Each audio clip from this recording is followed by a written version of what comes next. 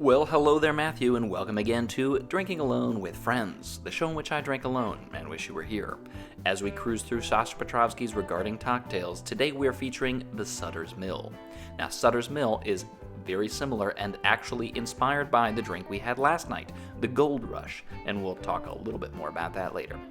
But classic sour build, and look at that on the left, a pineapple. How playful. So, the recipe calls for 3/4 of an ounce of freshly squeezed lemon juice. Unsurprisingly, we're going to follow that with 3/4 of an ounce of freshly made honey syrup. And I've said it before, I will say it again. The use of honey syrup as opposed to plain simple is probably the most brilliant thing that Sasha Petrovsky does on a regular basis. It's so much more interesting, complex, and has a better textural element than regular simple syrup. I think that it elevates all of the drinks substantially. So it's going to be a very similar, simple, sour build with 2 ounces of bourbon following this. But where we're going to get a little more playful from the Gold Rush and what makes this the Sutter's Mill is the pineapple.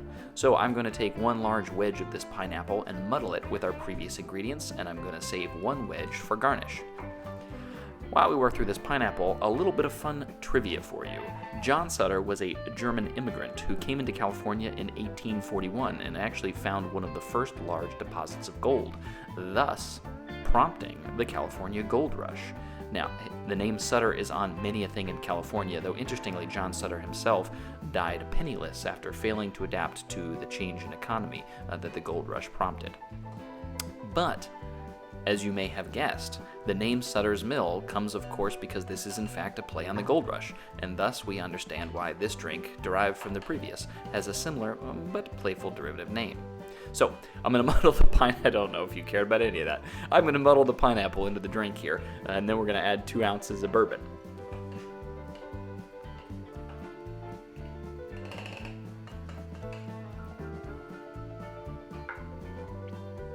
And again, the bullet bourbon.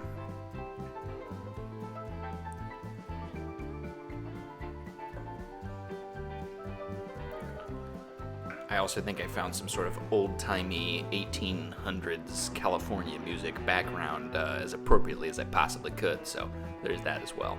All right, into this we're going to do 1 large cube for texture, and then I am going to crack a cube in for a little dilution and chilling. I think that based on the build of this drink, it could probably use a little bit more. And the instructions on this one do say fill the ice tin with ice and shake until chilled, as opposed to a single cube. So that's going to be the move we do today.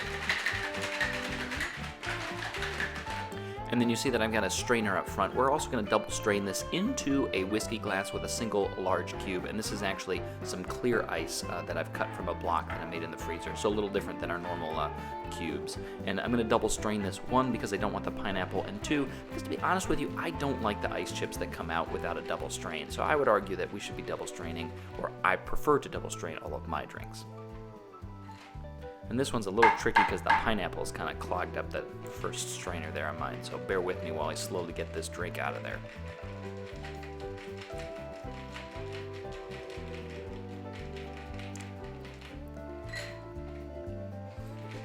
And that seems like the end there. So we got a nice big clear ice block in the rocks glass, and then the drink's coming out very cloudy. Got a nice tropical feel to it. And you can see that we've saved ourselves some chunks of pineapple and ice in the strainer there. Now the garnish and the finish of this is actually a little bit of either freshly grated or dusted cinnamon. And this is some really nice Penzeys cinnamon that I have, so I'm dusting over the top and garnishing with a pineapple wedge. Cheers.